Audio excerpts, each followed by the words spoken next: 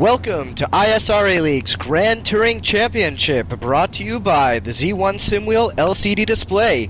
Z1 Simwheel LCD Display gives you all these dashboards. You can see a little sampling of them scrolling by here. Great addition to any racing simulator. Visit z1simwheel.com for more information. Well, this is race 3 here, the Daytona Beach 75, and I'm here as always, Daniel Quaroni, and we have Anthony Muniz and Brian Carey. Let's quickly run through the standings, and then we'll get back to the introductions. Apologies, guys. Alright, so in Daytona Prototypes, Colin McLean leading with 48 points, Brian Carey down just 9 points. In second, John Kuzlin, Chuck Chambliss, Kevin Savoy round out the top 5. Over in Ford GT, Chris Dameron Jr. has a solid 50 points. Marty Jeffries down 14 points, so that's a pretty big gap, but Mike Kelly just 2 points behind him. Daniel Quaroni in 4th, and James Mines in 5th. And we're going to look at the Cadillacs in just a moment. Here we are, James Cullen showing 42 points, and Ricardo Machuca, down 7 points. Also Joe Jr. down 7 points, so that's a tie for second. Very exciting. And Don Hunter just 9 points down, so very, very close, third or fourth there. All right, Brian, take us through the map. As well known here, Daytona 500, the famous NASCAR race, runs on the oval, but the 24 Hours of Daytona, this is the format that they use on the road course here. So it's what's known as a roval, so it's using the inside of the oval here. As you can see from going to turn 1, coming off the oval, very difficult under braking, through 1-2, the International Horseshoe number 3, all the way through turn 6, which takes you back on to the turn 1 of the oval, turn 1-2, which is turn 7 on this course, then the bus stop, which is turns 8 through 11, back onto the oval, turn 3 and 4 in the oval, which is turn 12 on the road course, back to the start-finish straight. So very fast, very flowing, and very varied, because a lot of sharp corners and a lot of fast corners. Alright, some tight qualifying here with Timothy Stoll with a 1 minute 37.918. Russell Cow just a 9.42, so close behind him, 300ths. Carlos Passos, Colin McLean, and Kevin Swab wrap up the top 5. Excuse me. Alright, with the Ford GT, Chris Dameron Jr., the championship leader, taking a pole at 1:42.7. Patrick Spence at a 1:43.4, with Mike Kelly, Daniel Quaroni, and Kenny Coughlin rounding out the top 5, as you can see the rest of the standings there. And for the Cadillac CTS, Wyatt Foster takes the pole with a 1:44.9.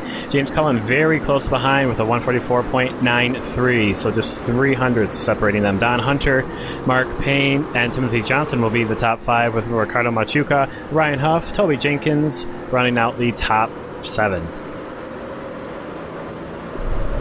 As you can see, the top class here, the Daytona Prototype, is so named for this track, running the primarily the Daytona 24 Hours in the Grand Am, the Rolex Grand Am series in real life. But this track, I mean, for lack of a better term, is designed for these Daytona Prototypes, as you can see here. And honestly, under the lights here, is they are looking pretty good right now, and it's going to be an exciting 75 minutes of racing.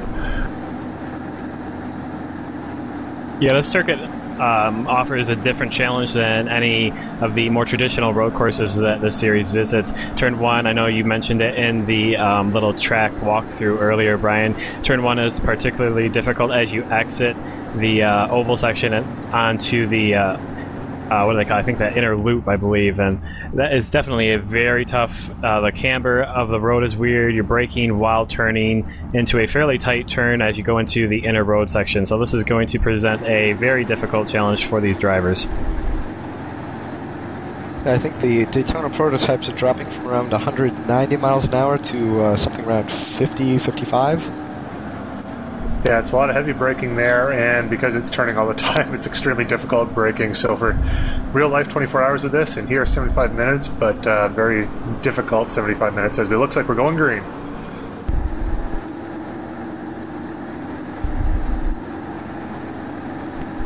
We should be pretty soon. We got to see. There we go. Got our clock. And we're heading down onto the front straight. There's the pit line over on the left, that white line.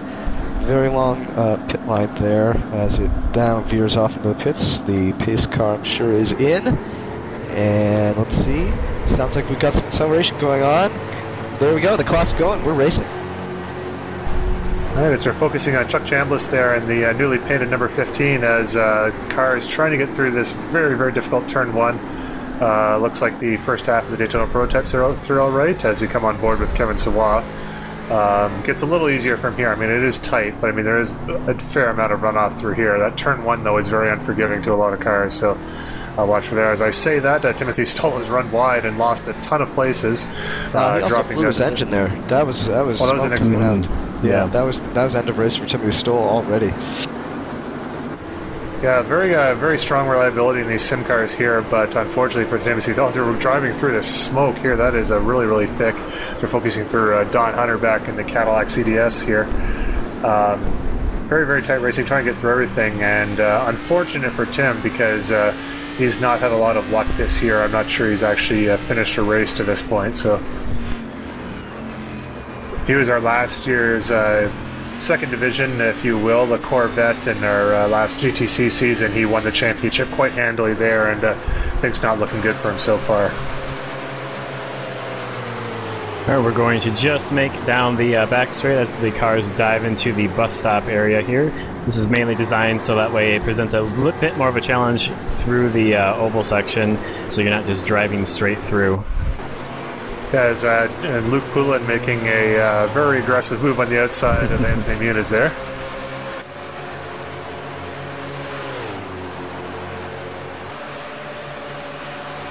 And there's Daniel Grolty going on the inside of Kerry, and you'll notice a lot of these guys here are ISRA admins, if you will.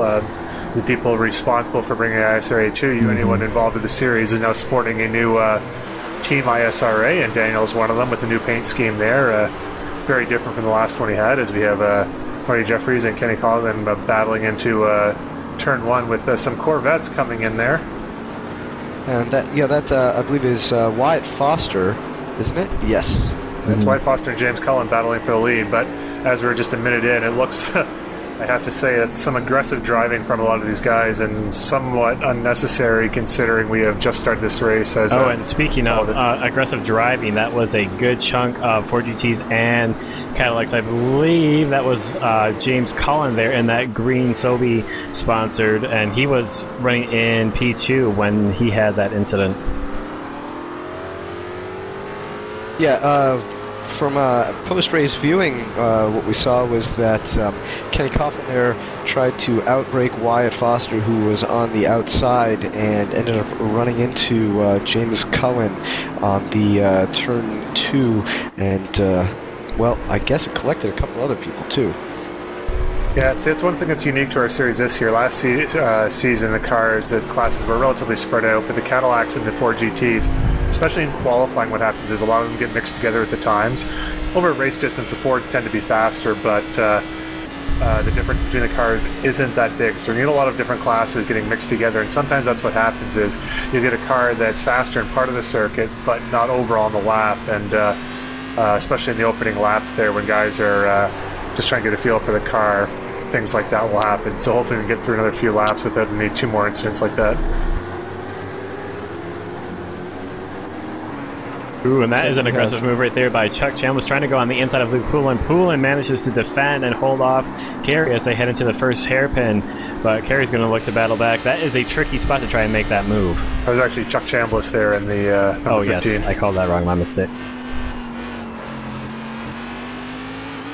As you can see, a Cadillac going off on turn 1 there, and that's going to be a pattern here, unfortunately, because that turn 1, it's really hard in these cars, and it's one thing in simulator racing too that's really hard to judge is braking as accurately, because that's one thing I found is in real life you can really feel the braking, whereas in a simulator, I mean, you can make it a little bit better, but it's really hard. And braking into turn 1 there, it's very easy to think you're coming into the corner nice and easy, no problems at all, but if you're entering 10 miles an hour faster than you normally would, very easy to run wide. You're going to see a lot of guys running wide in that first hairpin there.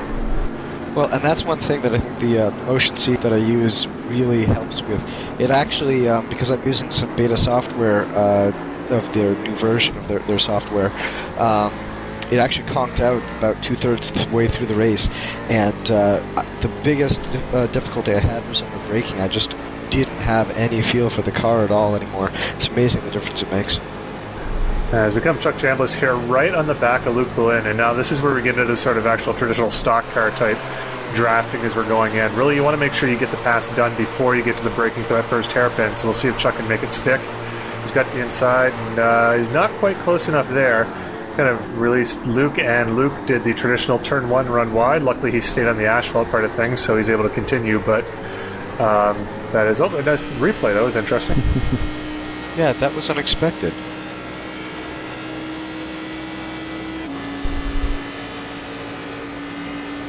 Okay, well, we weren't used to that, so we'll just carry on. I don't know if that was intentional or the video looped there. I mean, this is a... we're doing this on the fly here, so hopefully things are going well as we stick on board with James Cullen here. He's going around the outside of Tim Johnson.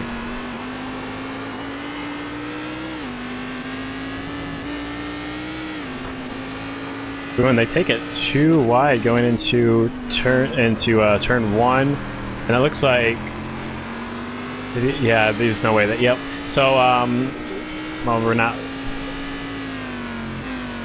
no, I guess I will ignore that. Good battle there between the two Ford GTs. We're going to look at Stephen Clark. He's currently running in 12. You can see there's a good group of cars. Oh, and that is a, missed who that was, but there are a couple Cadillacs off right there.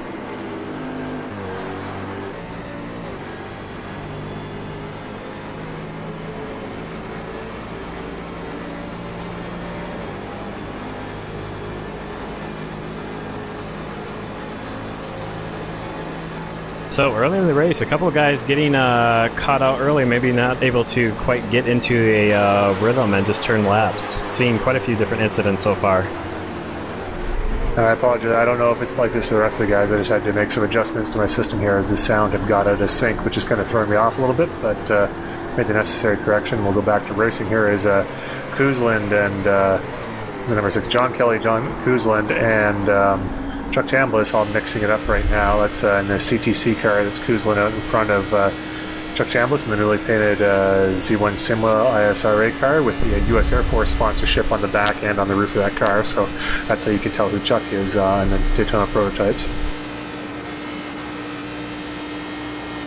Looks like Don Hunter was making a pit stop there. Not sure if he suffered damage at some point there, if it was part of that the brouhaha that we had witnessed earlier. Yeah, definitely a little bit too early to really be trying to take... Oh, and that is Chuck Chambliss getting very squirrely as they head back onto the oval section. Looked like he managed to save it, but he definitely lost a lot of time, and he'll lose speed as they head down towards the bus stop. And Carlos Passos was up front and made it a spin earlier. Now he's battling with Mike Taylor, and I believe that's for 8th position there, which I believe he has just taken.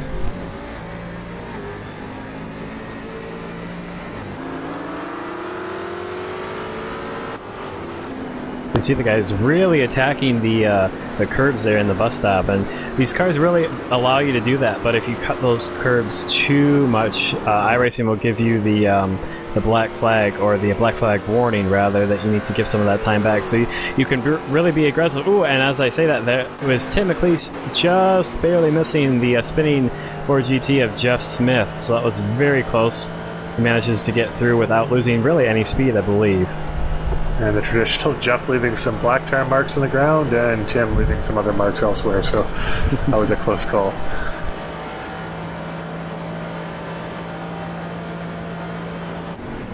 And we're just, as we look at this onboard here with James Mines, you can really see the drafting work as he was really pulling up on the back of that Ford GT, as you mentioned earlier, Brian. That once we get on the oval, it's definitely more traditional NASCAR type racing. We're using a lot of draft. Ooh, and that is a great move by Chuck Chambliss to get by John Kelly, and it looks like Carlos Passos will also get by, and I don't think Mark Taylor would be able to, but that was unfortunate there for John Kelly.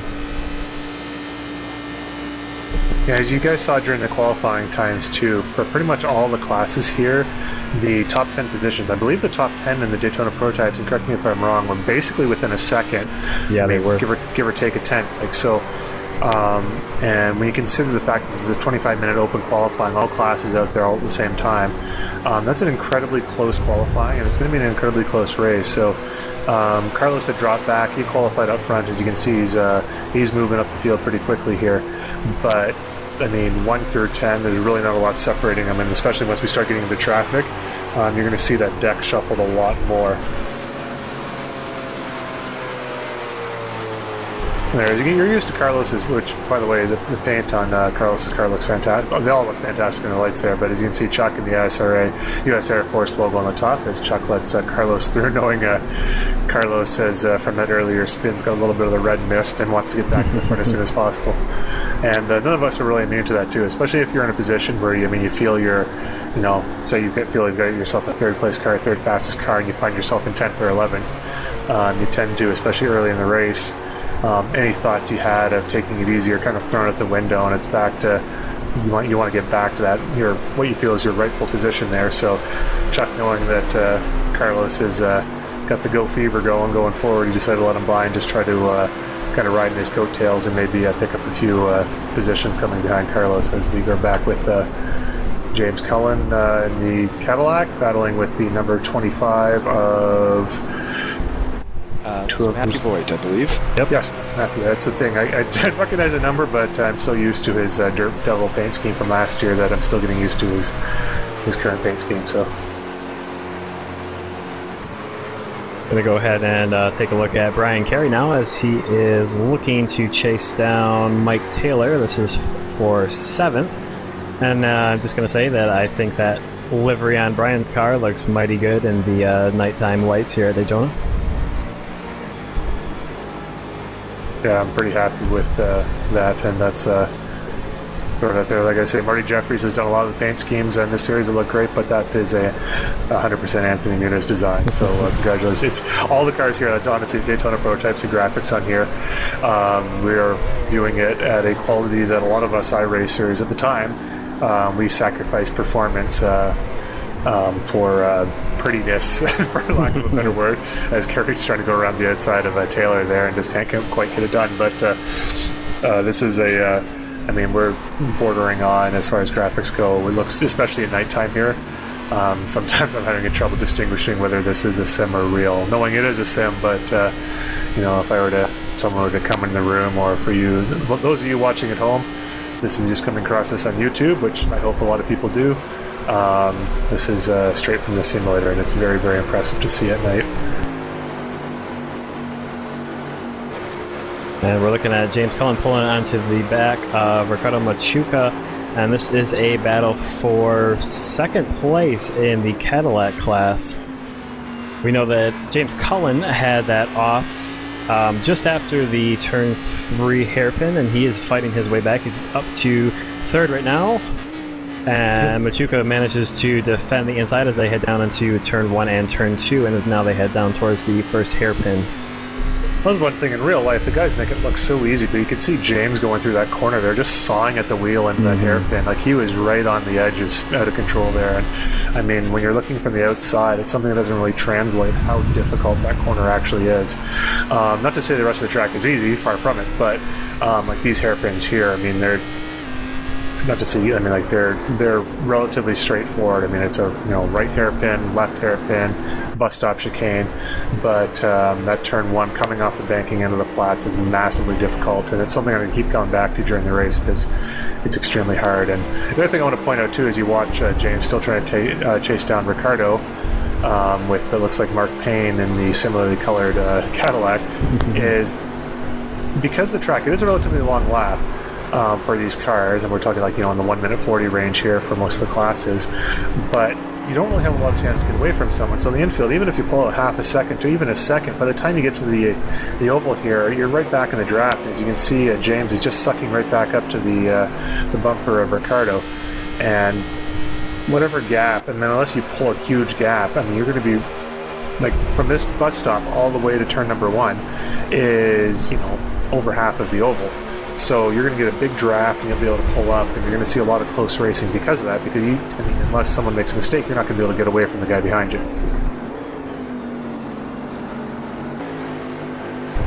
Yeah, and you can see right here, this is James not quite as close as he was the previous lap to battle Machuca for that 2nd place spot, but he was very close, and he had dropped back a little bit in the inner section, the inner road course section of the circuit.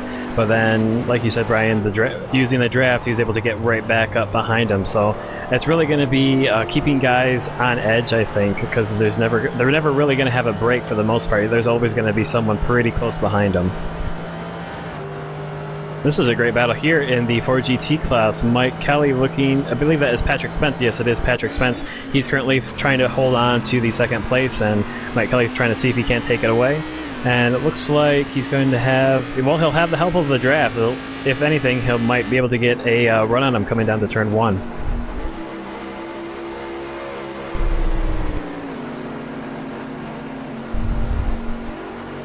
Yeah, that's one thing. Going under the oval here, it's really hard because that's actually another pretty difficult corner too. Yeah. Coming off the oval is hard, but going back onto the oval is not quite as hard. But I'm battling with a lot of wheel spin, and also the camber changes are going on to the oval. So if you're having wheel spin as you do the transition from the flat surface to the banking of the oval, it's really easy to snap the car around. So you really got to feather the throttle there. You just can't have your foot to the floor and go around there.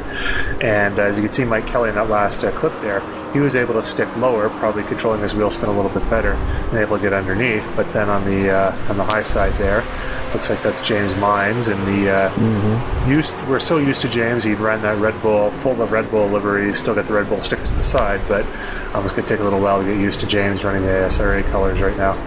Very different looking car. And we come back to follow Carlos Passos as he is battling. Oh well, I say battling, and the battle is over now as they head down into the bus stop on the back straight. And Carlos, well, we're going to, looks like we lost telemetry on Carlos Passos, so hopefully we'll be able to pick him back up later. But he did just make a pass on John Kuzland, and that was for 4th position.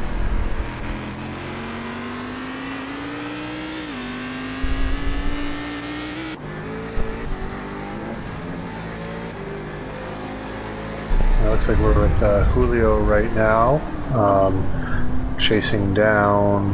Who's Julio chasing down? One of the Can-Am racers. Yeah.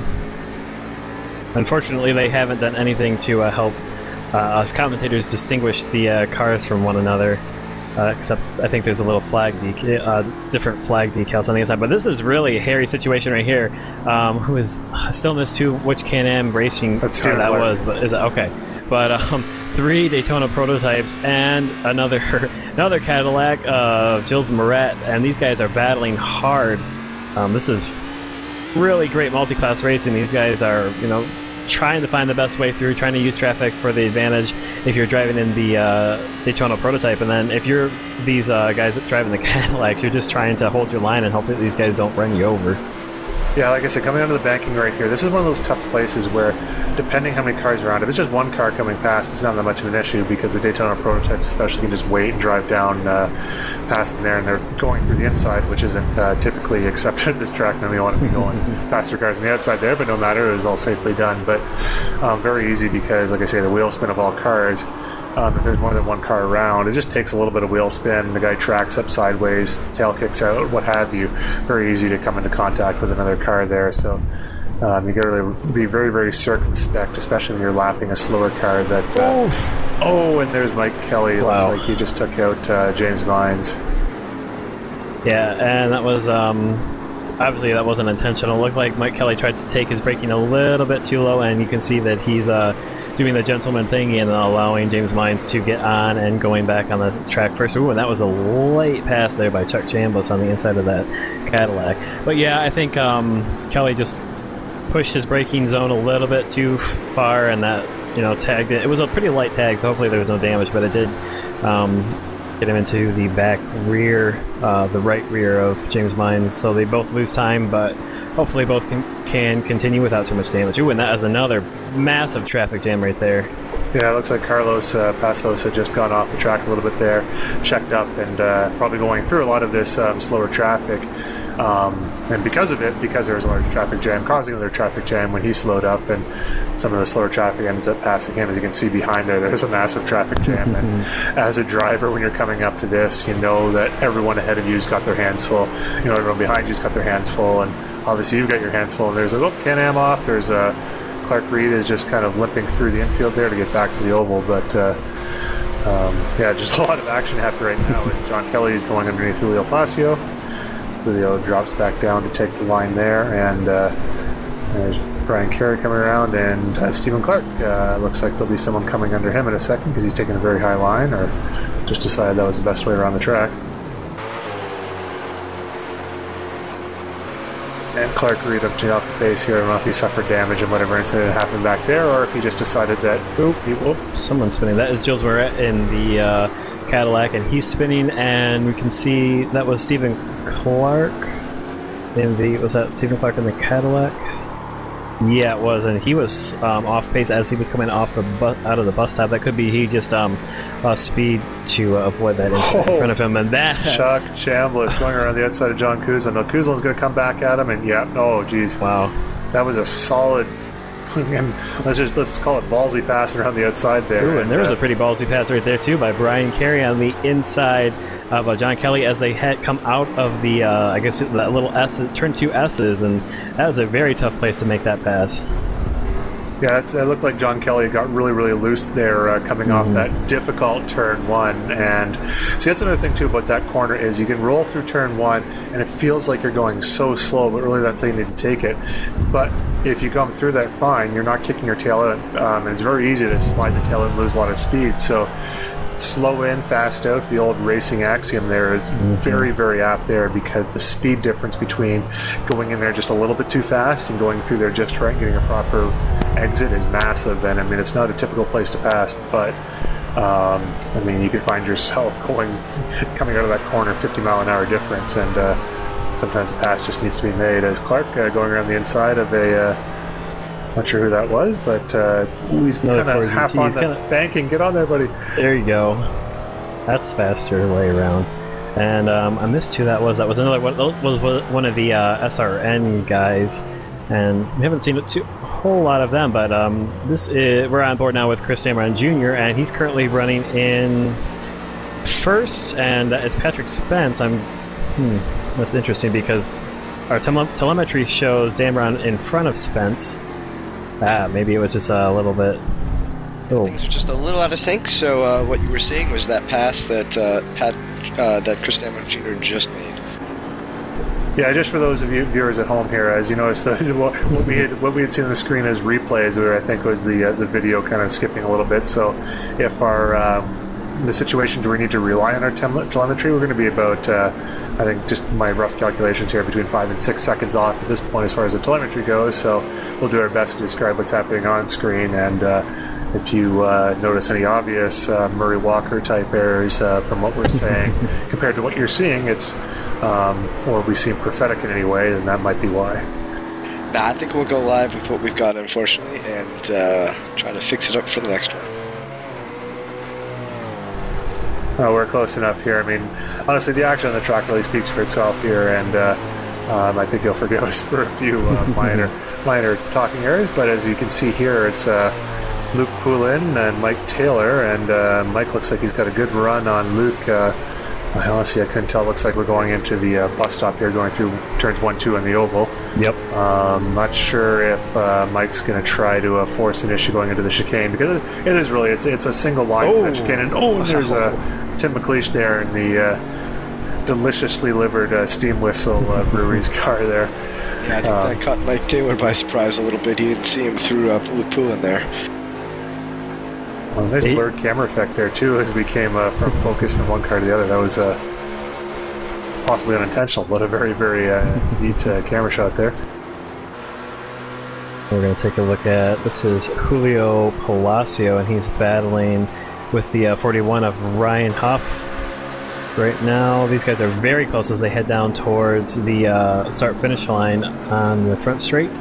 And then this car we're looking at right now is the Ford GT of Patrick Spence, and he's currently running in second place after we saw that pass made by Chris Dameron Jr. to take the first position. Yeah, I think Chris had a fairly healthy lead there, but if I recall from my notes in my ear there, he had an incident down in turn 1, causing him to luckily not damage the car, but lose a lot of time. So he's regaining that first place back after having a relatively healthy lead before then.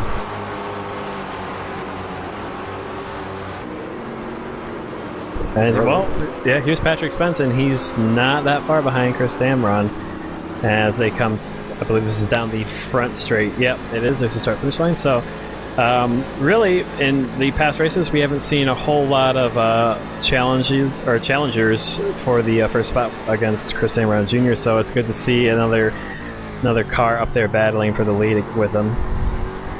Yeah, that's part of that phenomenon too. We were talking about the fact that Chris Damron was able to catch and pass Patrick Spence, but because he wasn't able to pull away enough from him every time they get onto the oval part of the track, Patrick's just going to stick right on his tail, almost like it's like there's just a rope kind of between them, and he's never going to get too far away. I mean, that's what it's in racing terms. It's known as the tow, and I mean that's virtually what you're getting here. Is it like literally you'll see that one car is towing another car around the track, and that's a good case in point. Now, Toby Jenkins there in the number 40, he's one of our oval regulars. I believe this is his first GTC season, so this could, if I'm wrong, it could be his first race. I don't recall him for the first 2 races, but he was new to the series. Anyways, point is, it's a good race, an oval regular to jump into, a track that's half oval, half road course. I mean, you don't want to go full road course right away, so a good way for Toby to come in there. And he's being very competitive as he goes, wall of death around the outside, and it looks like he's collected it up, but that was a... he barely lost any time there, but that was a very, very hairy moment for him. That was great of him to be able to recover from that, though, because you could tell he took way too much speed as they came into turn 1. So for him to be able to slow it down, collect it without spinning or anything like that, and not make any contact, that was a great little set of maneuvers there. Yeah, and this is a Daytona prototype battle of the race here right now. This is John Kuzlin in third position, Chuck Chambliss in 4th position, and it looks like Chuck has got a great run coming off of... Chuck really pushing Kuzlin up wide as he tries to go around that Cadillac, and he gets around. Let's see if Kuzlin's able to battle back as they head down the front straight. Yeah, it looks like for this time being, Chambliss has got the position, but Kuzlin going and looking the inside here. But really, it's again, turn 1 is not a corner you want to try to outbrake someone because it's so difficult all by yourself. So really, Kuzlin holding back. He's going to try to stick on the back of Chuck to see if he can take a run out of the next time they come around to the start from the straight. As we're on board with Toby Jenkins here. Behind Julio Palacio, and he will be able to use the draft to kind of pull up on Julio, and all it is to his timing. It looks like he's got a pretty decent space away. You want to be able to not so close because you'll get a little bit of a draft, but if you have to get that positioning just right to be able to get the slingshot at the end of the straightaway where your speed difference by the time you catch up to the person is such that you're able to pull around. As Toby goes to the outside, will he hold it? He's already had practice from the previous lap doing the steer there, and he's got the position now. Here like you said, Kuzlin coming back at Chambliss. He's going to go to the outside here as Chambliss isn't going to give him any position. They can go the long way around, and we'll see if Kuzlin's got the straight line speed to keep going here as... we're going into the chicane. I apologize. So it was never going to happen there anyway. It forced Chuck to take an inside line, which means Kuzlin could have got a better run through the chicane. Not sure if he did or not, but he will have the draft going down here. So at the very least, he'll be able to pull in with a 10th or 2 of Chambliss going into turn 1. See up on the screen there, some pit stops are happening. I honestly don't quite understand the the graphics just yet, but there are pit stops and people are taking them. So, Kuzlin to the inside.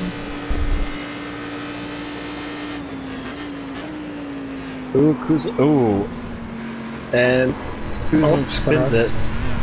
I don't know if he made. Yeah, I don't know if he made contact with Chambliss or not. Visibly, it looks fine, and he's able to drive off. So hopefully there was no damage. Then he can continue to catch. Well, now he'll have to go and try and catch back up to Chuck Chambliss. Okay, and just a point I'd like to make as pit stops are happening here. The Daytona prototype can go virtually the entire race virtually on one tank, but being a 75-minute race, we're looking at about 37.5 minutes as the halfway point for the Daytona prototypes at least. As some of the Cadillacs are coming to the pits, I think maybe they can go the rest of the way on this one stop here. But for Daytona prototypes. You probably won't see any regular pit stops before the 37-minute mark there, but just to kind of give you a heads up in a few minutes' time what we're looking for. As like I said, I don't think Kuzlin made contact with Chambliss. If it was slight, because Kuzlin, as you can see from the replay there, was able to make his way around the corner. So we thought any contact would have put him off a little bit, but both drivers live to fight another day. Mm-hmm. Yeah, and I'm just kind of keeping an eye on the telemetry that we have for John Kuzlin. Appears that his speed on circuit is going to, well, is up to racing speed. Just, I guess, keep an eye out for the little pit-in graphic for the number 27 car. If you see that, then he's pitting early to most likely repair some damage.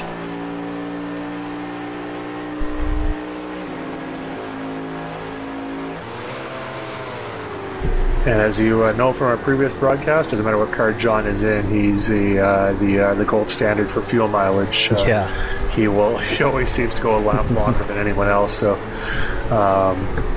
we'll see. Like I say, if he's pitting now, it means there's probably something wrong with his car, because we won't expect him in until the very, very last moment.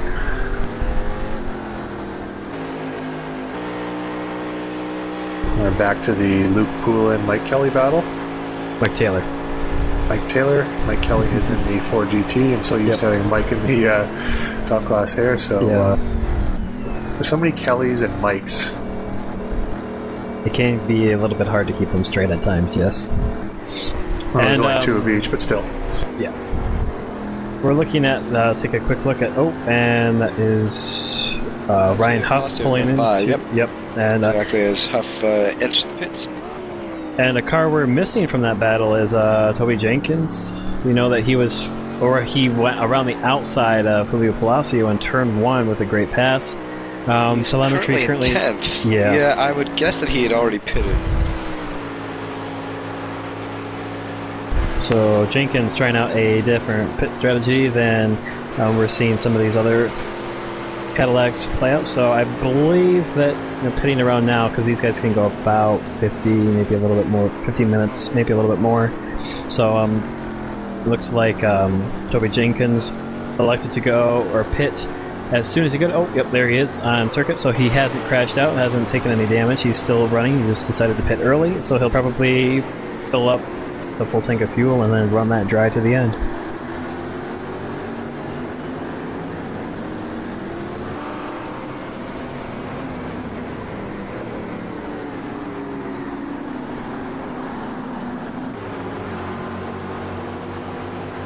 Mike Taylor continuing to battle with Luke Poulin.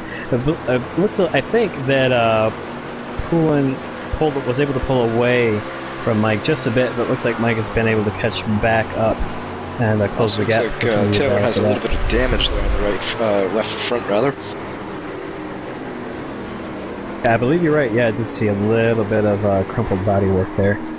Not sure how much that is affecting him in the road circuit, but that could be affecting his overall top speed because of the aerodynamics when they get on the oval section of the circuit. See if you can't catch it now. Yeah, you can see on the, like Dan pointed out, on the left-hand side, looks like there's a little bit of crumpled bodywork. So let's see how that plays out as they head down turn 2 of the oval section down towards the bus stop.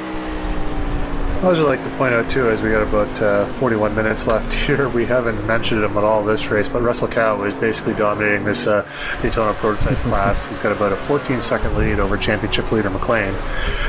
Chuck Chambliss is sitting currently in 3rd position, John Kuzlin in 4th, Brian Curie in 5th. As you can see in the ticker there, Chris Dameron Jr.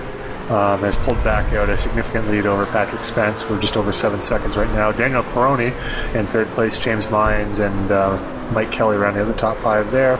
And then our Wyatt Foster is a very modest 5-second lead over James Cullen right now. Ricardo Machuca, Julio Palacio and John Rizzutos right now is the top 5 there. But as pit stops are happening, as in the lower 2 classes, those standings are relatively variable. So we go back on track with Mike Kelly and James Mines. Hopefully no contact this time. Mike, like I say, after having made that contact, they graciously let James retake the position so they can settle this on the track as opposed to off the track. And by off the track, I mean like just off the edge of the track, not like fisticuffs in pit lane, which can happen from time to time. But so As you can see, James Vine, his brake lights coming on and off there. You really got to feather the brakes and feather the throttle through some of these corners here. Very difficult to get around as John Kuzland and Brian Carey looks like they're coming up to with a battle of their own. The Daytona prototypes coming through James and Mike here. You'll see the top end speed of the Ford GTs and the Daytona prototypes. There is a difference, but not a whole lot. You can see as they get closer to their top speeds, it was a bit harder for the prototypes to get by the Ford GTs as Brian Carey gets, I guess, sandwiched between the two battling Ford GTs as Kuzma was just able to sneak by James Mines. So that's interesting. You can see right there, that's a pretty good shot of it. While Carey is getting by, he's not flying by like he might against the Cadillac. It's Ford GT there. No, I was saying you're not flying by like you might like fly by if you were. Yes, yep. But yeah, no, I mean that's the thing. See the Ford GT here, very good top speed, but I think the Cadillac probably has its legs on the infield here. Cadillac is a very relatively nimble car. Not easy to drive by any means, but actually not easy to drive at all. But it's a little easier to hustle around the infield than I found the Ford GT here. Daytona prototype is a pretty solid car around the entire track, a little bit faster in all classes in all places. So as Carlos goes inside, one of the looks like that was his. Is that Joe? Yeah, looks like that was his Radicals teammate, Joe Jr. there. I think. Nope, that was Tim Johnson. Yeah.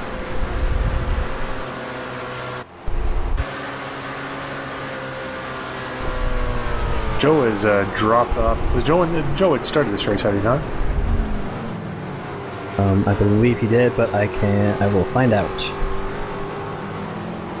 As we're back on board with Mike Kelly here in the Turn 1 Heroes Sobe sponsored car.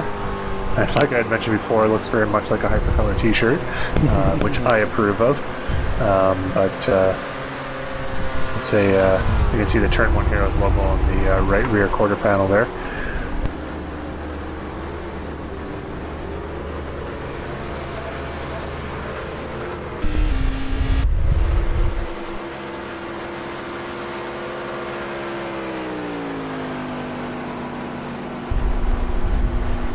Alright, and Mike Kelly coming into the pit lane, so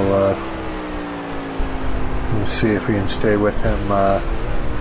Oh, nope, we're back on the track here as we have the Timothy Johnston there is coming up behind, or just being passed by the Ford GT of what looks like Matthew Voigt.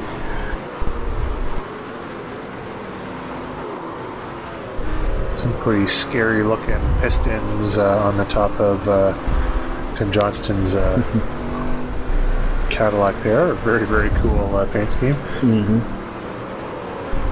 Also, really like James Mines' ISRA/Red Bull livery he's got on that car. I think that really works, especially with that the white trim around. Can't quite tell if that's supposed to be carbon fiber or not, but especially with the red accents, I think that's a really solid looking car. I was very impressed with all cars here. I mean, they really do quite literally shine under the lights here. It's a very, not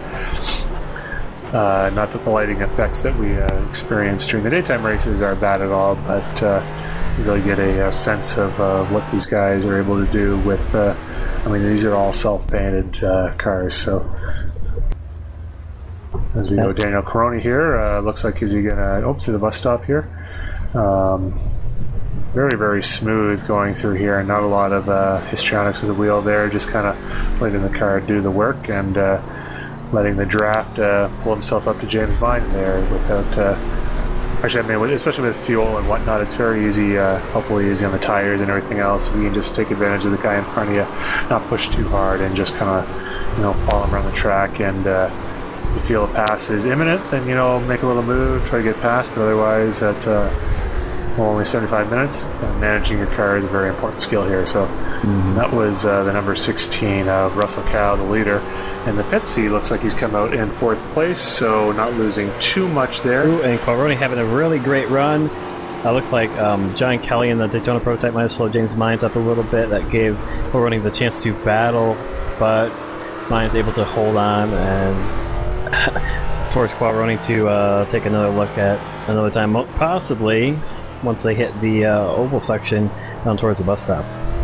Yeah, I just want to point out too, Daniel Coney there, obviously one of the ISRA admins responsible for our broadcast here, in a very, very different car as well. We're used to that white, blue, and orange car, but just remember the orange is the important color there. As you can see, the blue and orange on the gloves there. But yeah, his is the really important car. And it's really nice to be on board with Daniel because he's the one in the source video there. As you can see him shifting up through the gears, fourth gear there. Unfortunately, can't see the top speed, but get an idea of kind of what gear these guys are running through and kind of how the 4 GTs in particular get through the corner here. Yeah, I'll tell you, that really threw me off seeing Daniel's car in his current livery and not his traditional kayak sponsored car. Although I do see some kayak stickers on the side there, just not as prominent as before. There you go. There, right as I say, there's no kayak on there, the director says, yes there is, here's a good shot of it. Yes, exactly. Typically mine don't name to mess something up like that, but yeah, no, it's still as it looks like they're both going into the pits here, so all this should be a great battle. Hopefully we can stay with them here to get see Mines with a little bit of a lead here, see if Crony can get a little bit of a run out. But as we were looking at the ISRA cars there, as again mentioned at the beginning of the broadcast, the Z1 Sim Wheel sponsorship on the side of all those cars there. Z1 Sim Wheel is the title sponsor of our series here, and just want to point out that if you are interested, we got a brief view of what each one of those panels will look like, but if you can picture that sitting on your steering wheel with a touchscreen display and information at your fingertips there, then visit www.z1simwheel.com for more information there. Some great products, some great demos, and recommend your first opportunity going down there and grabbing whichever one fits your budget and profile, because they are a fantastic product. And I just want to point out quickly that Daniel Qualroni was able to beat James Mines out of the pits. Too bad the director didn't have the wherewithal to go and see that, but as he is a unfeeling, unknowing cybernetic organism, he decided to go with the battle on the track, and fair play to that. So back on board with Brian Carey and John Kuzlin, currently the battle for the lead. And also for the next 2 seconds. Bias there in what it does. Its brain is run by logic and programming as opposed to emotion and my whim as a commentator.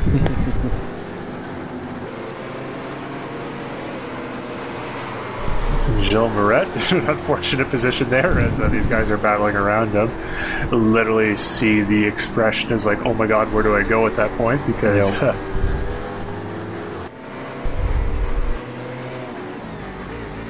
now, while this is the battle for the lead here, these two drivers have yet to make their pit stops. As I said, 37 minutes was the starting pit time. We mentioned before Russell Cowan made his pit stop. Colin McLean and Chambliss have also made theirs, and I think these are the last two drivers out currently right now. So let's see if John Kuzlin can go out a little bit longer than Carey here, and or if they end up coming out in the same lap. Yeah, well, as you pointed out, Kuzlin always the best for stretching his fuel as long as possible, so it'll be interesting to see when... I'm assuming that Brian Carey's going to pit before him, but you never know, especially with drafting and all that. It could play out a little bit differently, so we'll see how that plays out. And that is a pretty good move there by Mike Kelly around Ryan Huff in the Cadillac. Obviously he's not for position, but still just putting another lap on that car. Pretty good to watch.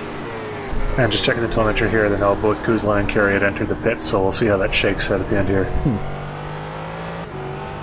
And I believe that is Russell Cow, our new race. Yep, that's the race leader. We're taking the lead. I say a little unsure because we never see him because he was so far ahead that our old logical Vulcan buddy, the director, decided that other things were more interesting. So, and we're going to jump on board again with Daniel Qualroni instead now he's going to be chasing down Patrick Spence, and this is going to be for the third spot in class.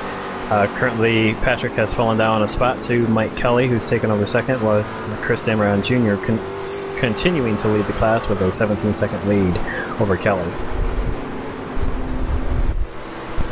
Now, one thing too is just, I mean, the camera angle. I mean, you get to see the speed of the fence here, but a lot of these camera angles that we're seeing on track really kind of are muting the speed here, because the Daytona prototypes, I mean, they're pushing down the straightaways 190, 195 miles an hour. These Fords, I believe, and Dan, correct me if I'm wrong, are probably pushing 175, 180.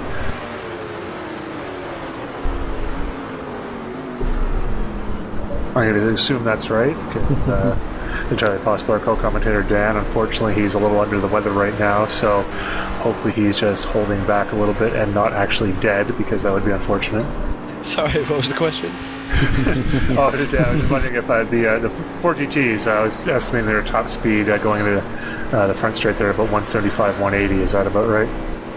Well, that's a question of some debate, because the little speedometer in the lower left and the speedometer on the dash disagree. So the dash says around 185, I believe, but I think the real speed is around 181.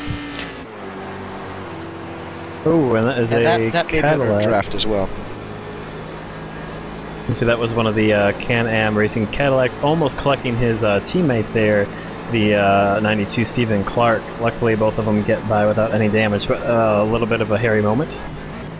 As we jump back to the battle with Brian Carey battling for 4th place now after pit stop cycled through, and still battling with John Kuzland. You can see that draft really working there as they head down towards turn 1. Yeah, and you mentioned it's similar to what you'll see in stock cars. I think you'll see us actually draft quite a bit more, because our cars should be higher downforce than theirs. Yeah, the thing with Daytona is the Daytona prototypes in particular, and I assume the other cars too, but not quite sure. But these things are really, I mean, not a ton when there's downforce, but these things are really, really trimmed out for maximum top speed here. Mm-hmm. Yep, like you mentioned out earlier in the broadcast, Brian, these things are they're designed to run at the circuit. This is where these cars really shine. And the time that I spent driving the Daytona prototype here, I think this is where I think the car has felt the best over all of these circuits that we've driven so far. So, these things really, this is where they're designed to run, and this is where I think the cars really shine. Yeah, absolutely. I mean, that's a lot of cars too, and iRacing has done a great job. And the best thing about iRacing is you can take cars like these Daytona prototypes, like the Le Mans prototypes we ran last year, the Formula One car, the IndyCar stock cars, and you can run them on tracks that were literally designed and other cars are meant to run on. So, I mean, this track and these cars are meant for each other, because that's what's run in real life. Mm-hmm. But imagine, for instance, running Formula One cars around this track here, through the high banks, through the chicanes here. It'd be an interesting combination, because they're not designed to run the high banks. Likewise, you're running our Daytona prototypes. Trying to think some of the tracks that we're at here, where they're not necessarily designed to run, but we can run them on there because, well, I mean, we can. If iRacing can do it, we can do it, essentially. So that's one of the interesting things about the service. And oh no, John is off the track there. You could see him entering as you almost get used to guys going on the line there on the outside. He was way off. He was about a car width to his right of where he should be, which meant he came in there a little bit too fast. Visually it didn't look much faster, but as you can see, the end result was him going off on turn 1 and Carey taking the place, moving up to 4th position. Yeah, and like you said, Brian, you don't have to enter that turn that much faster than you normally do to have a mistake like that. It really only, 5 miles an hour, 10 miles an hour. That is more than enough to get your car sideways and have an incident like that. And the difficult part, like I was saying as well, is you can't really tell. I mean, you can't be watching the speedometer. I mean, you can have an idea of speed and whatnot feel, but 5 miles an hour doesn't feel a lot different. Doesn't look a lot different until that happens. And the thing is, just about to the point where John spun, he probably knew half a second before that, like, oh no, this is not good. And I mean, unfortunately, there's really not a lot he can do. He spun in such a way I don't believe there's any damage, so I think he should be able to continue and try to chase these guys down. But I mean, it's really hard, because I mean, that would have cost him anywhere between like 7 to 10 seconds there. Yeah, I'm just going to take a quick look at the telemetry, and the gap between Brian Carey in 4th place and Kuzlin in 5th is right around 8.3 seconds. So, you know, that's about what he lost there because those guys were, you know, basically bumper to bumper as they headed into that corner. So that's, you know, close to 8.5 seconds there because of that spin. And we got Colin McLean coming up behind Stephen Clark there. Colin McLean with the being our Scottish friend there with the St. Andrews Cross on top of his Daytona prototype. Looking very similar, actually, to what I found to Chuck Chambliss' car, except for when you see it from the top, you notice a difference a lot more. The Air Force logo looks quite a bit different across there, but also a very, very sharp-looking car. The blue and white look in that. Oh no, that is a... that's Jeff Smith in the SRN racing car, and he is off. I cannot tell that is obviously on the infield. Looks like that might be... Bus stop, you think? Is it? No, it's not the bus stop. It must have been somewhere in the infield. Yeah, I was thinking one of the hairpins. One thing about this track is that there's a wall waiting for you very, very close after pretty much every corner. So even though in many ways it's not the most challenging track, if you get wrong, you don't often have an opportunity to save it. Yeah, there are a few places where you can get it wrong and have not much, but this hairpin here, this is the international hairpin, I believe. It's a wall right on the edge of that. Next couple corners here, at least this left-hand kink, you get a little bit of runoff around the outside. You don't want to do it because you're going pretty quick and there's a lot of grass and you'll never ever stop. But in this hairpin here too, as you notice, there's a wall around the outside. And actually, come to think of it, there's quite a few because you're running on the oval and just the nature of how everything's set up here.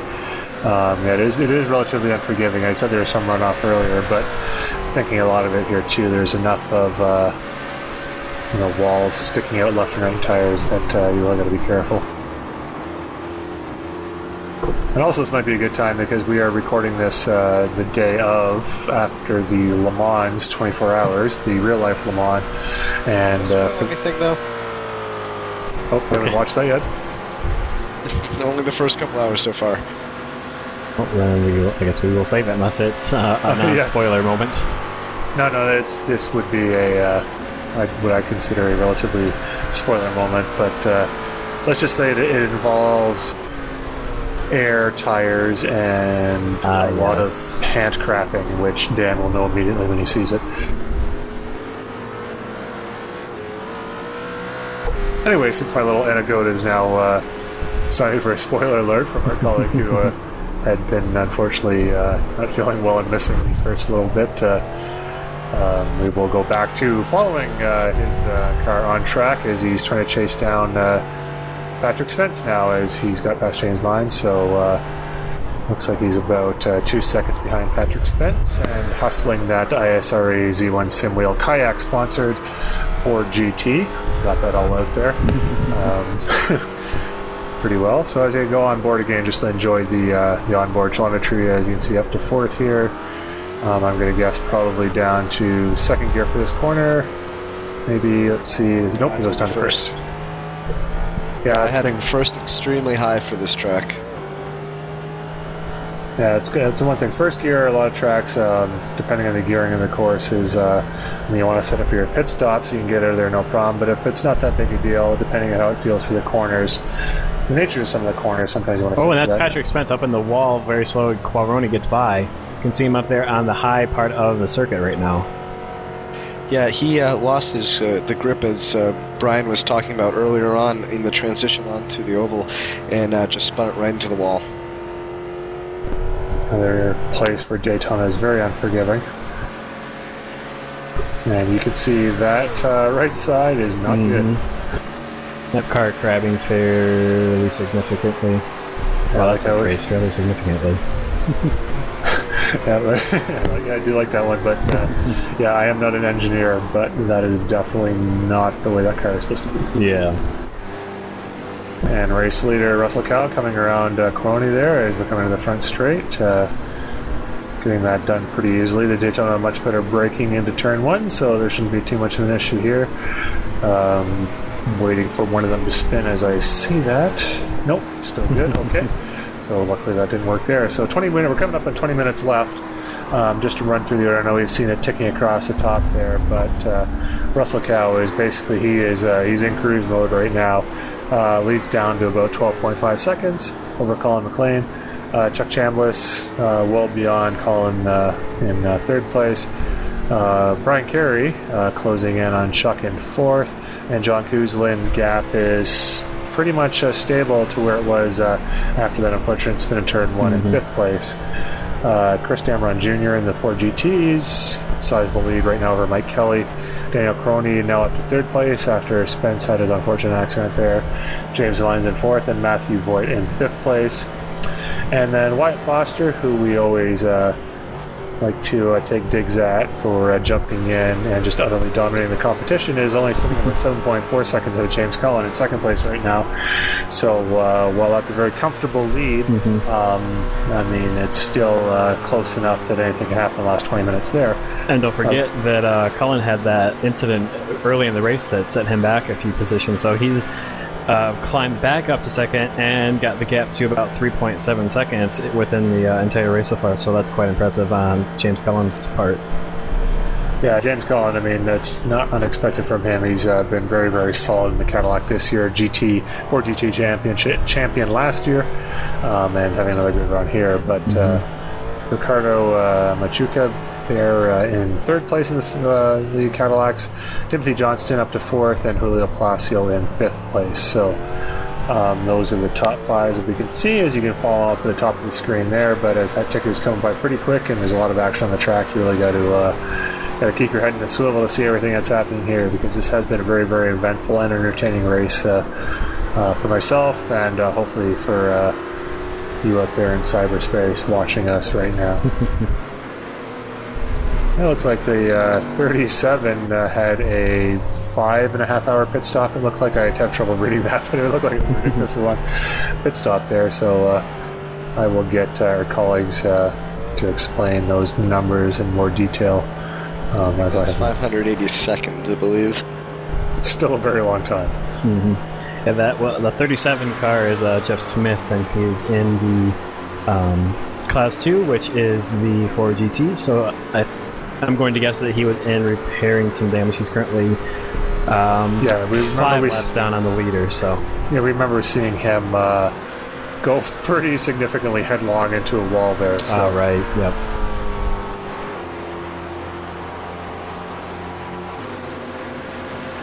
All right, we're going to take a look at James Mines' Ford GT as he's trying to battle back up to catch Daniel Mulroney in the third spot, and really he's managed to. I'm not sure if Mulroney had a bit of an incident. Obviously he's still driving and still racing, but the gap between himself and James Mines is about 1.7 seconds right now, so Mines is catching up. No, actually, the one thing I want to point out too is because we've won night races at Sebring before, and unfortunately we don't have Le Mans on the simulator, but I know Le Mans in real life, you're relying a lot on your headlights for most of those tracks, but Daytona is very, very well lit. And I mean, that's a lot of what we're seeing here as far as the paint. It's a fantastic view coming off the lights here. As a driver, it makes things a little bit easier running at night to have as much visibility, but our old night races at Sebring in particular on this service are very difficult. Especially if you suffer some front-end damage, because that means no more headlights and not a lot of referencers. I mean, there's some lights at the side of the track, but really you got to know where you're going, because that was a Can-Am racer going very, very slowly on the left of James there. And he is pulling right up on Crony here. This is going to be a pretty 16 minutes left, pretty tight battle for a podium position here in the Ford GT.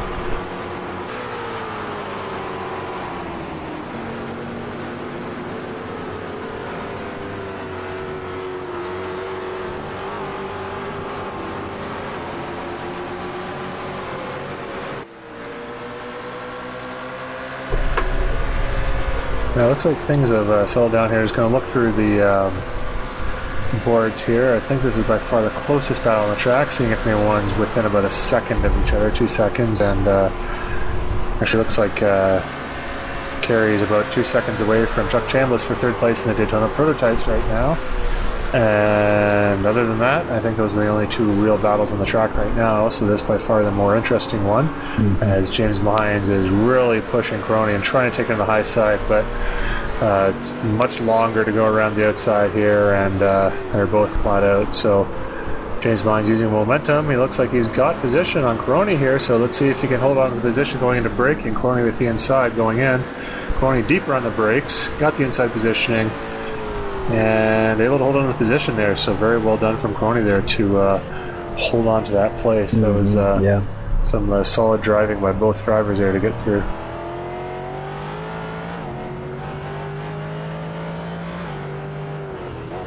There's a car off in the background. Not sure exactly who it was or what it was doing there, but back to the battle here. Ryan's managed to cross the start-finish first, though, so he's showing the 3 dots of 3rd place. Yep, he was about a car length ahead, but on the outside, which meant he had the less ideal line going into turn 1. So ahead of the line, but necessarily ideal position on the track, which is kind of those interesting dynamics here. The oval, because the oval part is on the outside, you can, well, I guess in that corner in particular, you can be on the outside, you can technically be in the lead, but not effectively if it's not the last lap, because you are not in a good position at all to take that first corner, and the guy on the inside has pretty much a free run to go in there as he so chooses. I say pretty much because it's still extremely hairy. And Don Hunter driving a car with what always scares the crap out of me. Looks like a chicken with a gun. I don't know why that's the case, but nope, bazooka. It's definitely a bazooka. That is easily 10 times worse than I imagined.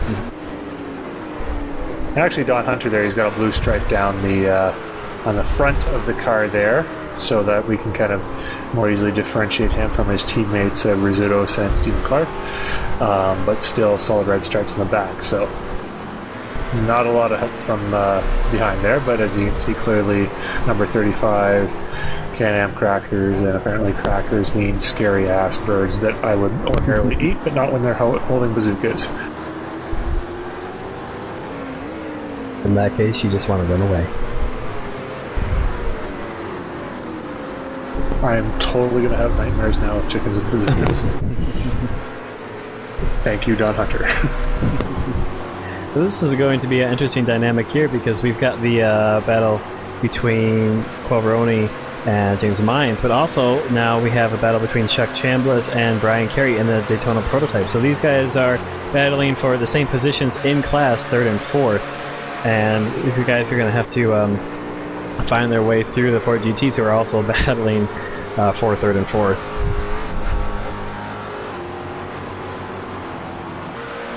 Yeah, we just mentioned these are the 2 big battles in track, so director and race circumstance happened to bring them all together, so that's kind of nice to see there.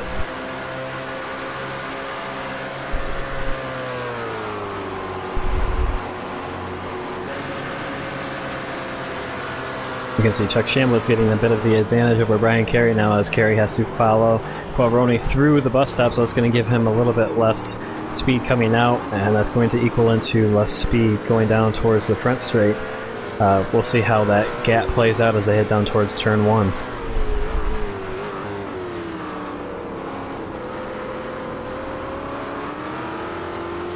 As I notice, it's a Carey there getting sandwiched by 3 ISRA sponsored cars, and a touch intimidating as a driver, but you do what you can there, as it looks like the battles have resumed, kind of reverse positions there as the Daytona prototypes have got ahead. Gap's pretty similar there. It looks like actually Carey's dropped about 2 seconds behind Chambliss again, so he's going to have to bring that back if he wants a chance at the podium this race.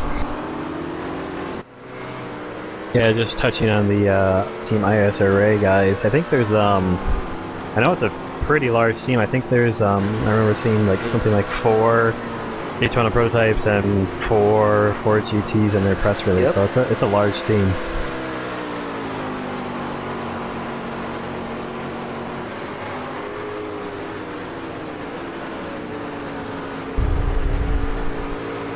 Well, that's one thing too about this is, I mean, a lot of these guys here, I mean, the ISRA, I mean, everyone who runs the series too, I mean, we're all very involved in the ISRA. I mean, it's quite the community to come and enjoy your sim racing, but at the same time too, it's really kind of neat to see on the track some more team paint schemes, because I find the more the better, because in real life, I mean, this is, you know, similar. You'll have similar paint schemes, you kind of know which teams are which, and We have the Can-Am Crackers, which have a 3-car Cadillac team. We've got the ISRA guys, which have 4 in the DP and the 4 GTs. We've got Turn 1 Heroes, which have cars in all classes, I believe. Most of the Sobe sponsorship there. Kaiser Racing, which is what Anthony and I run, the black and white Audi Libro sponsored cars there, and as you see, more Z1 sim wheels. But no, I mean, as more guys run together, they team up, they do more similar paint schemes, and it's kind of neat to see that uniformity. We don't have an official team championship in this series, but we're doing this all for fun, and it kind of adds a little bit, along with these broadcasts, hopefully a little bit of a professionalism, if you will, with the series to make it seem a lot more immersion, if you will, with a real life series. Well, I mean, it is real life, but you know what I mean. And we can see on screen now, Mine's really battling close with Qualroni. He's going to be in position to use the draft and try and make a move as they head back onto the oval sections. As we jump to the Chambliss and Carey battle, and Brian Carey also very close to Chuck Chambliss as they are currently on the oval section. There is a Cadillac coming up as they head down towards the bus stop, so this will be an interesting dynamic. Looks like they might be able to clear it. Yes, they will, before they head into the bus stop. But Carey right on the back of Chuck Chambliss. Well, actually not quite as close as I thought they were as we saw that wide view quickly.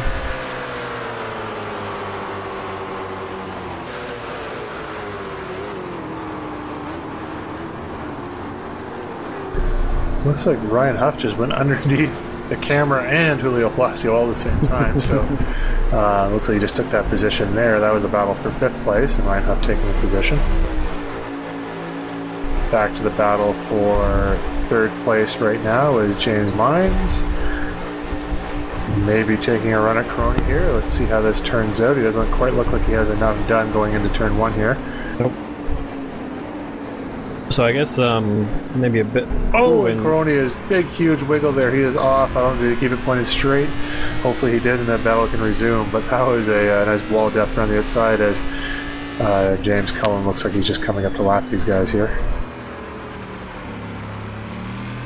Now, that's one thing that's difficult for these Cadillacs here. I mean, they spend all race getting lapped by the faster classes, and then to have one of their own class come up, it's a little bit of different proposition for them, I guess. Not quite expecting because in all honesty, you want to handle how you handle a guy in your own class being lapped as opposed to guys in the faster classes, knowing that the guy in the faster classes has more car underneath them to be able to make the pass, whereas a guy in your own class is going to have to help out a little bit more because he is running the same equipment as you are, same top speeds, potentially same braking and all that. So. And while James Cullen was putting a lap on those two guys, they were fighting for position. Oh, and that was Chuck Chambliss in the wall or not? Do you remember there, Brian?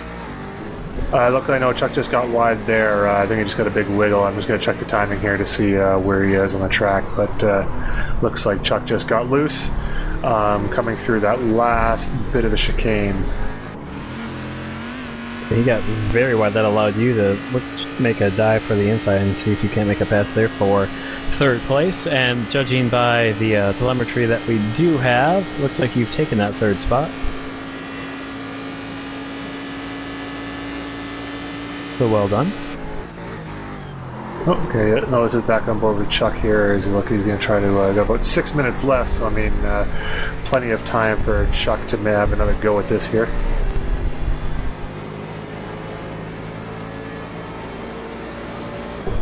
Like this is on board with Julio, if I recall. You're right. And I was mentioning that while James Cullen was passing Julio Palacio and Ryan Huff, they were actually fighting for position. They're not really anymore. Looks like Palacio has fallen back. But this looks like we're back on with Chuck Chambliss. You can see Brian Carey's Daytona prototype up on the track a little bit. Looks like Chambliss is pushing his car quite hard, trying to catch back up to Carey. Yeah, quick shout out to Chuck Chambliss here. He had a pretty rough go of it last season running the Le Mans prototype in the top class here, but so far this year, very, very strong. Oh no, that's a Who is that? It's one of the ISRA guys. It's number 38. That's Carl Mumbauer, I believe. I haven't seen a lot of Carl this race here. Unfortunately, that's where he decided to show up while spinning, so I'm going to firmly put the blame on Carl on that one for ending up on camera while spinning. Totally unfounded blame, but...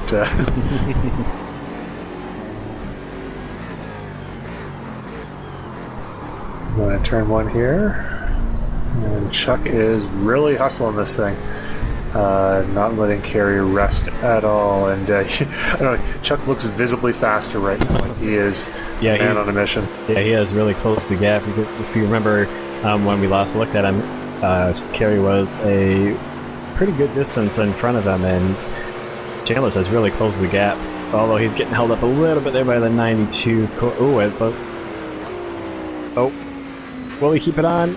Just a very close call there for Chuck Chambliss. I think that really shows how hard he is trying to push his car to catch back up to Brian Carey. Yeah, that's what happened, because he had to get around Stephen Clark. It's a it's a flat-out kink in the left-hander kink if you're on line, but if you're going around in their car, I mean, I'm used to going slightly offline. It becomes very, very much less flat-out on the outside, so Chuck getting a little bit wide there, kind of messing up his braking a little bit, and then unfortunately losing a little bit of time.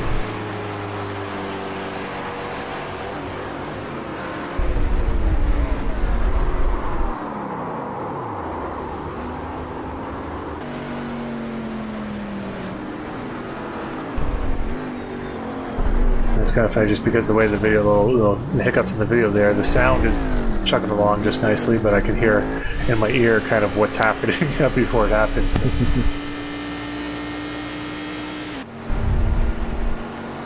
Looks like we're with about 3.5 minutes left, so let's see if we got a little bit there. And Gary becomes another victim of turn one spinning, luckily keeping it off the wall. Oh, and this is Stephen Clark also going very, very wide into the tires in turn one, and that is most likely going to end his race right there. That should be some heavy damage. Also, that is going to allow Chuck Chambliss to retake third spot from Brian Carey. Brian Carey, speaking in the third person, is very embarrassed. So it was a slight slide/spin for Chuck Chambliss to allow Brian Carey to get by, and then it was a slight slide/spin for Chuck Chambliss to repass Brian Carey for the third spot. Very interesting as we get down into the final couple minutes of this race. And just checking the gaps there, John Kuzlin's about 11 seconds behind Carey, so it's I'm not sure not sure if he had an incident in the game at some point, but judging by his previous pace there, he had lost a little bit more than usual. As we, I don't know who that was on the inside, if that was Don Hunter, but yeah, that's a good question. I think Stephen Clark managed to pull it out of the wall and complete lap. Nah, he couldn't have done it that fast.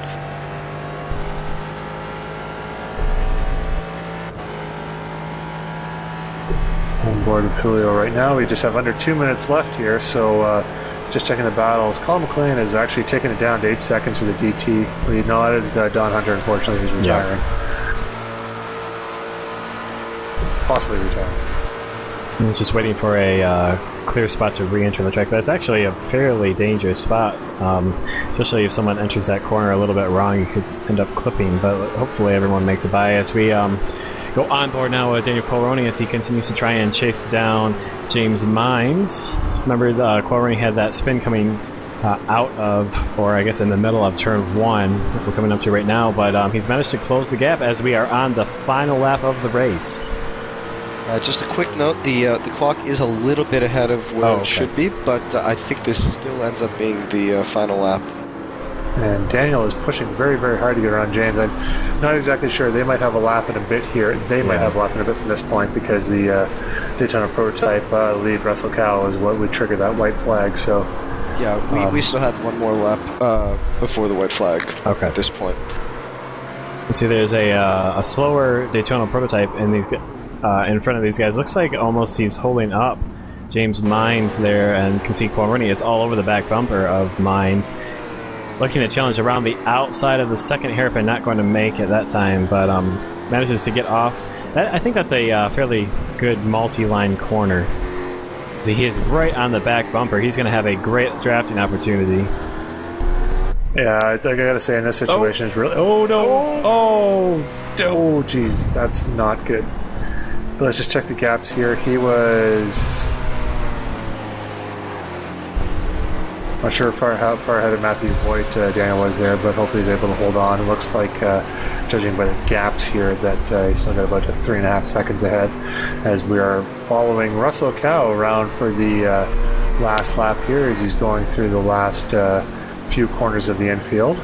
Nope. Yep, there it is. We're out of the infield back onto the oval here, so Russell's going to come into the chicane. He's got about an 8.5 second lead over Colin McLean. Russell has...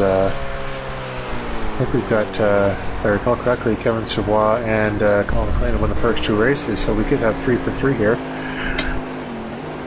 Hopefully don't jinx Russell as he comes through the final corner of significance here, back onto the oval here, and unless his car runs out of fuel or spontaneously combusts and bursts into flames, it looks like Russell Cow, the number 16 On Fire car, I guess that's his sponsor, is being on fire, will take his first victory of the year.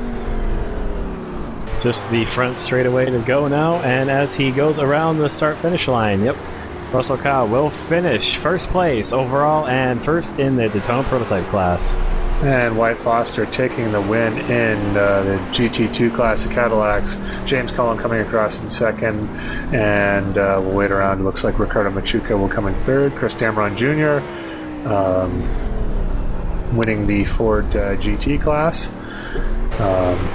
Which graphic up on top there, kind of, well, I'm not sure what that looks like, but winning that, there is Chuck Chambliss coming across, taking his podium position, Brian Carey coming in behind him, and John Kuzlin finishing in 5th place in Daytona Prototypes. Mike Kelly will be taking 2nd place in the 4 GTs. So that's Turn 1 Heroes finishing 2nd place in both, and actually Wyatt Foster, I believe, is a Turn 1 Hero driver as well. So he is, yep. 1-2 in the Cadillacs, and there's Anthony Nunez with a unfortunately rather beat up Daytona prototype. It is, yes. Another Turn 1 victim this race.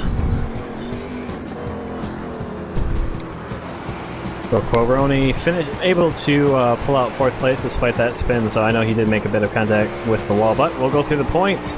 Colin McLean still in first over Brian Carey, but with a slightly bigger gap. John Kuzlin is in 3rd place with Chuck Chambliss in 4th. Russell Cow with the win today. We're going to be 15 points off of the leader. And Chris Dameron Jr. here holding on to his lead for that's not quite right because he just took a victory there, so he should have been at. I think we're actually missing the points here for the race. I'm not sure we're going to fix it overlay later, but these are the points before the race. So yes, you're absolutely right. So I'll fix those up, and whatever you read, that's going to be right. So pretend like we didn't say anything because we've obviously been drinking. The graphics were totally fine. We just actually, you know what it might be? It might be taking the drop week into account, and in that case, oh yeah, that's right. The top places it looks like the numbers wouldn't have gotten any. Yeah, I think that's what it might be.